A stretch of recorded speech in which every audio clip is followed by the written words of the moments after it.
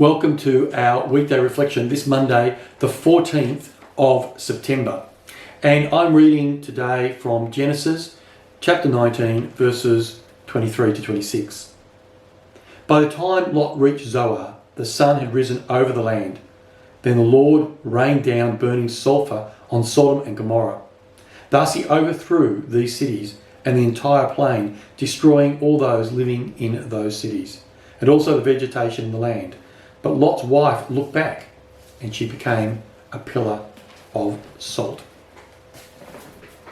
It is said that on one occasion, Sherlock Holmes and Dr. Watson went camping together.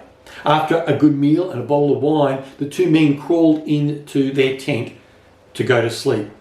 In the middle of the night, Sherlock Holmes nudged his friend Watson awake. "Watson, look up and tell me what you see." "Well," replied Watson, "I see millions and millions of stars." "And what does that tell you, Watson, my dear friend?" said Holmes. Watson pondered for a moment and then replied, "Astronomically, it tells me that there are millions and millions of galaxies and potentially billions of planets, and that Saturn is in the Leo constellation." Pondered Sherlock Holmes. "And what else does it tell you, my dear Watson?" "Well, chronologically, it tells me that it's approximately 3 a.m. in the morning on the 14th of June. Meteorologically, it tells me that the air is dry, and I suspect that we will have a beautiful day." "Why do you ask? What does it tell you?" "Watson, you idiot," said Holmes. "It tells me that someone has stolen our tent." We can spend so much time looking at the most intricate of details that we miss the most obvious thing. During the COVID-19 lockdown period, many people have been speaking about what is missing in their lives, or what they are missing the most, and yet failing to see that the most obvious thing which is missing in their lives is God.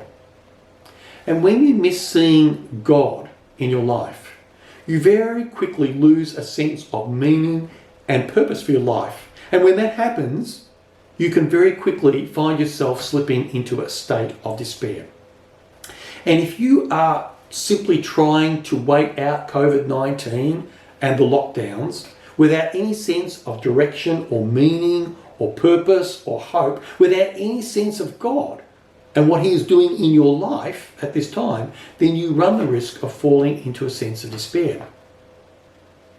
During the Second World War, the Nazis constructed a camp factory in Hungary where thousands of Jewish prisoners survived in disease-infected barracks on little food, undertaking gruesome, back-breaking work. Every day, these prisoners were marched off to the factory compound where there was this giant factory where tons and tons of human waste and garbage was being distilled into alcohol and used as a fuel additive.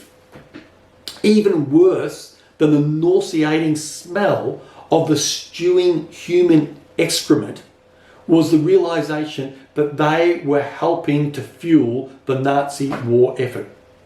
One day, Allied aircraft bombed that factory, completely destroying it. The next morning, thousands of inmates were herded to one end of the compound. And there they were ordered by the commandant to begin shoveling the sand and the burnt out rubble of the factory into carts and to drag them to the other end of the compound. At first, the prisoners thought that they were clearing the ground in order for the factory to be rebuilt.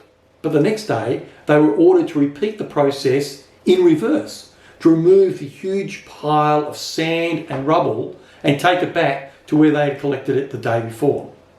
Most of the prisoners assumed that there'd been a mistake the day before, but they soon learnt that it was no mistake. Every day, the same process was undertaken, shifting tons of rubble from one end of a compound to the other and then bringing it back again the next day.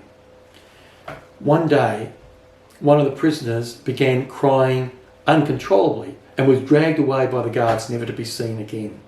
Another prisoner began screaming until he was beaten into silence by the guards. One man who had survived 3 years in the camp could take it no longer, and he made a run for the barbed wire in an attempt to escape and was shot dead. In the days which followed, dozens and dozens of prisoners went mad, many of them attempting insane and futile escapes, ending in death. Others killed themselves. The camp commandant was recorded to have said soon that there would be no need for the gas chambers or the ovens. The problem for those prisoners was they faced a daily activity that had no purpose or meaning to it. And it's interesting that they could shovel human waste and filth in a factory in a cause that helped their enemy and still survive because at least it had a purpose to it. But when they were assigned a task that had no meaning or purpose, they snapped. And the same is true for us today. For people who are struggling during this difficult period of COVID-19 and lockdowns, finding that there's no direction or purpose in their life. Many people feel that they're simply getting through or going through the motions, living in a semi-comatose state, uncertain of what their future might be. And when people, even if only subconsciously, realise that something is missing in their life, that they're missing purpose and meaning in their lives, they become spiritually, emotionally, and even psychologically broken, driven to despair because of the lack of future hope. For many people, it's though they're living with the corpse of what they once loved and had in the past. In the ancient world, the Romans, as an act of punishment, would sometimes tie a captive face to face with a dead body, often the dead body of someone that they knew. And they would allow the decaying body to slowly destroy the life of the living victim. The Roman poet Virgil described this particular punishment, and he writes, "The living and the dead were coupled face to face and hand to hand, till the living, choked by the stench, in loathing embrace tied, the lingering wretches pined away and died." In some ways, that's a bit like what happens when we are holding on to things from the past and we have no hope for the future. In our reading from Genesis 19, we read that the cities of Sodom and Gomorrah were destroyed, and Lot and his wife had the chance to escape and to start a new life. But Lot's wife was pining for the old lifestyle that she had once had in those cities. And as a result, we read, she looked back. She was longing for the past, and so she looked back and was turned into a pillar of salt. And many people today are looking back with longing to a life perhaps they once had before COVID-19, to a life perhaps they may never have or experience again. And there are many people who are hanging on with longing to destructive relationships or destructive lifestyles. And so the question that I want you to ponder today is, what things are you hanging on to? Or what things do you find yourself tied to which are destroying your life? What are you hanging on to that is stopping you from moving forward? In Hebrews 12 verse 1 we read these words, "Lay aside every weight which clings so closely." Let us lay aside every weight that clings so closely, that we might run with perseverance the race that is set before us.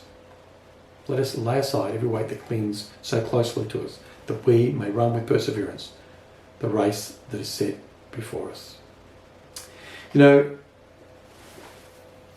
Hernando Cortez went to the Spanish governor of Cuba with a plan for an expedition into the Mexican interior in search of great treasure.